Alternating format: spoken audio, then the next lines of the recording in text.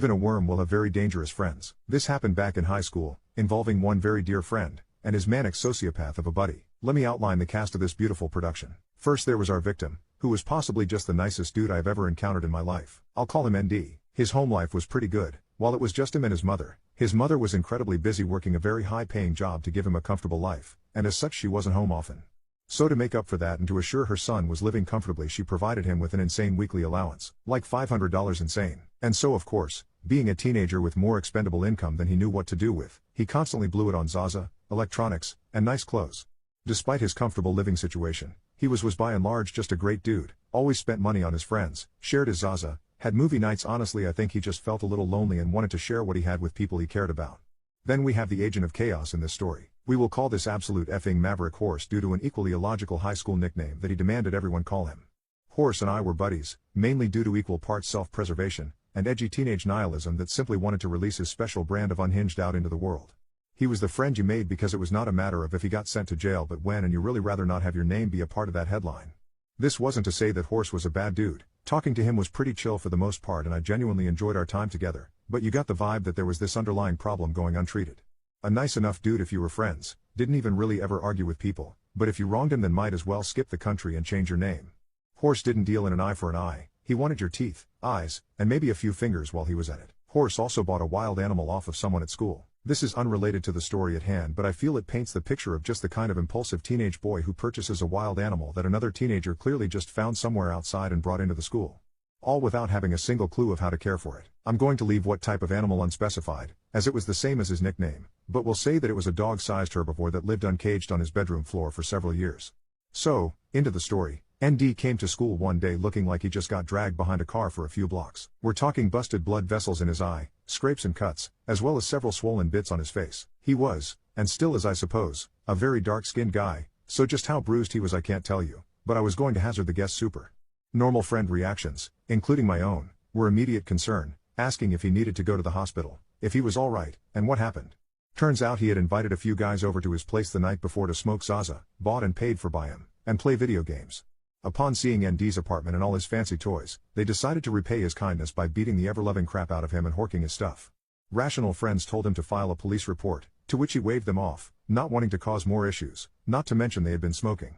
Less rational friends suggested he get a strap, which he also declined. Then comes the least rational person in our entourage. Horse had not been present during ND's explanation of the night before, being a chaotic nexus of violent urges shaped like a teenage boy. He needed his sleep, and a lot of it, so he never arrived at school less than an hour late. So he stumbles in as we're moving to a new class, takes one look at ND, and asks a single question: who did it? ND, being a nice guy who hadn't even wanted police intervention, sure as hell wouldn't sick Horse on these idiots, so he made up some lie about having a concussion and not remembering. Horse doesn't buy it and spends the rest of his day up ND's ass, demanding to know the exact names of everyone involved. ND eventually buckles, reluctantly naming each of the poor idiots who would likely eventually wish that he had gone to the cops instead. Of course, first came violent retribution, Horse's favorite kind, being an absolutely huge dude, with no regard for his own safety and well-being, and less regard for others. He was a pretty intimidating guy. He spent the rest of the day skipping out on his classes, hunting down each of the guys involved, and beating them until my hands felt wet, his own words. Security stepped in once or twice, handling him with the same bored exasperation they faced all of our school's problems with. We went to a painfully underfunded school with lots of gang/drug/alcohol/pregnancy problems, and so the security swiftly stopped caring about their jobs, and if you couldn't guess, Horse was a bit of a problem student. Horse's real name: what do you think you're doing? They stole from my friend. Security just gave a deep, exasperated sigh, clearly understanding that they can do nothing about a clear violation of the law of the land, and that the slight Horse had faced demanded swift and extrajudicial retaliation. But also they did sort of get paid to make sure that these idiot kids didn't Lord of the Flies themselves out of the gene pool all the time, so some sort of compromise needed to be made for the sake of keeping their jobs. Just don't send him to the hospital, okay? It was a gentleman's agreement, to which Horse obliged, maybe out of respect for the security guard who dealt with his shit, or maybe because his knuckles were bleeding and that kinda sucked. Either way, there was a world of options for making their lives a living hell, and Horse intended to explore as many as he could, at least until they broke and took his ultimatum: give my friend his stuff back, or I won't stop. But they had all weathered a beating. They were high on teenage hubris, and also probably Zaza. What was the worst he could do? Which is an incredibly stupid question to ask about a guy who once begged me to touch the bone poking out of his broken arm. I was crying more than he was. He proceeded to make the next few weeks hell. There was of course the petty things: knocked their lunch out of their hands, swiped homework, locked one of them in the boiler room, pretty much if you can imagine a bully from an 80s movie doing it short of vehicular homicide. What the F Goonies? He did it. Then came the heavier stuff. Brought in his dad's bolt cutters in. Like I said, security was hot garbage in this school. Also only ever watched the front doors, leaving back and side doors free to sneak in and out of, and snapped the locks off of 2 of their lockers, as one of them used a master lock. Then proceeded to clear out their stuff. Textbooks, an iPod, which I now own, gym clothes, anything he could get his hands on would be swiped. The valuables would be kept, but things he didn't care about were usually ripped up and left in the hall to be discovered later along with a broken lock.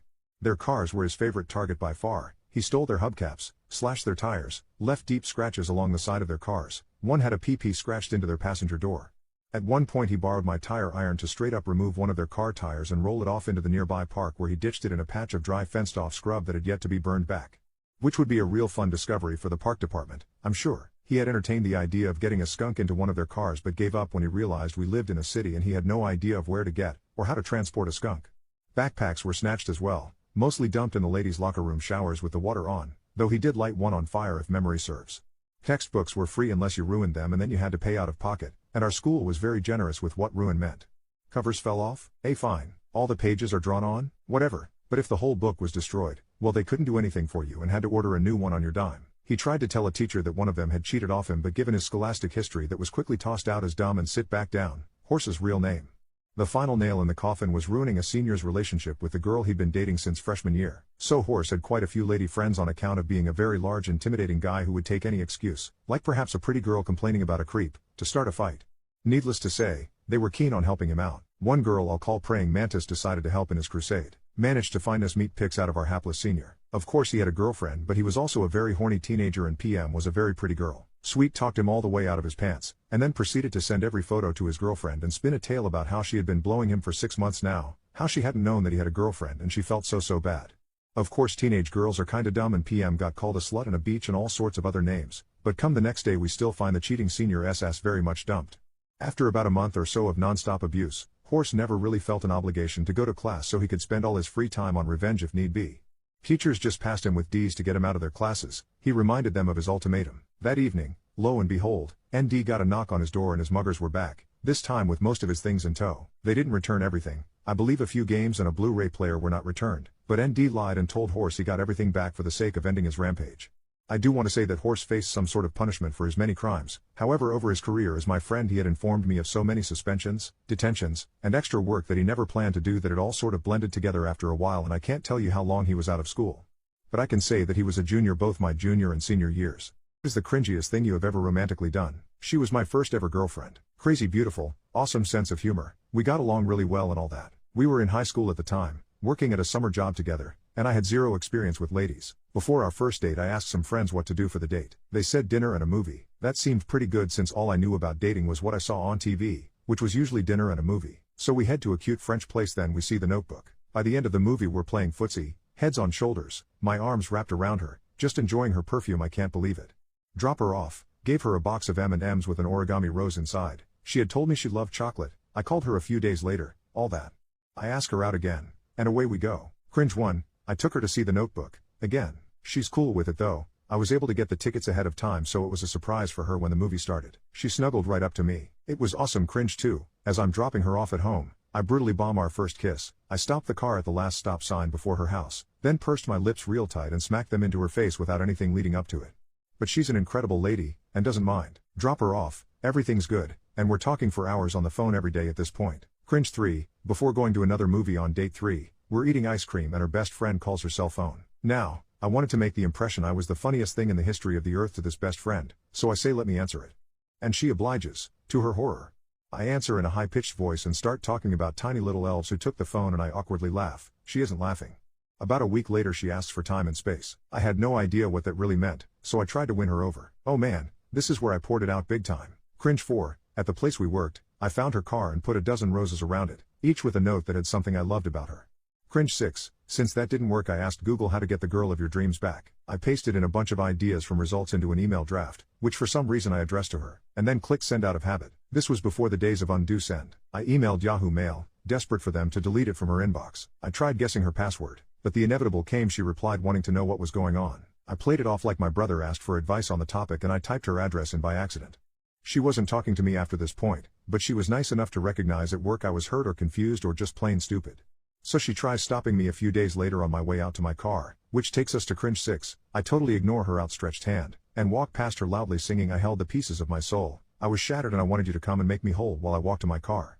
That was the last chance I think I ever had. Soon after she went on vacation with her family to Mexico, and when she came back she made one last trip to our work, with a male coworker who had quit a few weeks earlier. What was your walk of shame? Sophomore year of college at a big state school in the American Midwest. Fraternity toga party. I should preface this by saying I had nothing under my toga besides a pair of boxers. I gave my wallet and my phone to a friend, who smartly wore shorts under his toga. I don't remember much of the party. I pre-gamed with 10 beers while playing Irish poker. I lost but had a good time. 2 dudes got into a fight, cool stuff. The last thing I remember is being handed a 4-Loko and being told to shotgun it as soon as I walked up to the party. Shotgunning that 4-Loko was easily one of the most disturbing moments of my life. If you've ever had a 4-Loko, you know what I mean. Fast forward to about 3:30 a.m. I wake up on the floor of a dorm room. Not only was I completely unclothed, but I was still extremely hammered. I got up and saw a girl passed out on the twin-sized bed. She was unclothed too, and her toes had my saliva on them. In my head I thought, no, don't tell me I'm a toe sucker. I chose to scrap this information from my head. But the twin-sized bed explains why I was on the floor. A twin is way too small for 2 people. But that doesn't matter. After standing up I go into full panic mode. Where the hell was I? What happened? Who is this girl? I never do anything like this. At that point I had only ever slept with 2 people in my life. I assumed that we did the dirty, but who knows? I had never done anything like this. I was shook as hell. I start to rummage for my toga, which was a dirty bedsheet, my underwear, and my shoes. I mentally slapped myself for not having a phone or wallet. After I found all of my things scattered on the floor around me, I started the process of figuring out where the hell I am. Can't just open up my phone and look at the GPS. No sir, that would have been too smart. Quietly walk out of her door. To my left, a long hallway, lined with more dorm rooms, that veers off to God knows where. To my right, the door to a stairwell. Thank Christ. Oh, I should also mention that at the beginning of the night, my friend wrapped my toga for me. I had no idea how to wrap a toga, so I'm essentially holding it around my waist like a bath towel. In the stairwell, I found out I'm on the 7th floor. I descend 7 flights of stairs. At one point I walk past a group of 3 to 4 intoxicated girls heading up. One of them recognizes me, and I recognize her. I say why not let me talk to her for a minute. Fast forward 10 minutes, her friends are nowhere to be seen and she is going down on me in the bathroom. I finish, wish her well and head out. I reach the bottom at which there's a door that leads outside. I walk outside the door and realize I'm at a dorm on the southeast side of campus. I live in the northwest. I'm 2.5 miles from home, with no phone or wallet. Then begins the longest walk of shame I have ever had. A dirty bed sheet wrapped around my waist, at around 4 in the morning, in January in the Midwest. I did a lot of self-reflection on that walk. Eventually I got home though, microwaved a frozen burrito and slept like a baby.